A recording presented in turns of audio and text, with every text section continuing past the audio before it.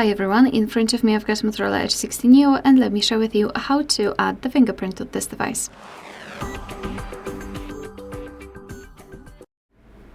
So let's begin with opening the settings, and here we need to scroll and find the option Security and Privacy.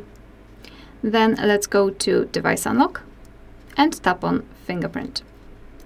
Now we need to choose the screen lock if you do not have one, so in my case I will pick the pattern.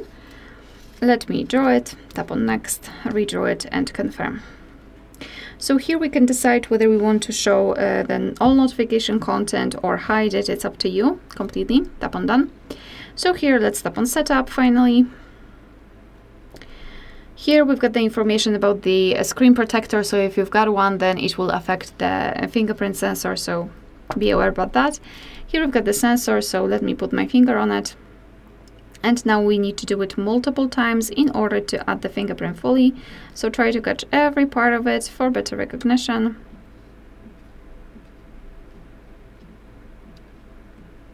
That was quite fast, so the scanner wasn't really bothering me, which is great. We can add another, or just tap on Done here if you want to have only one fingerprint. So this is the fingerprint we just added. We can rename it or remove it, add another, or change the animation styles. We've got 3 of them, so it's up to you. Just mark the option you want to use.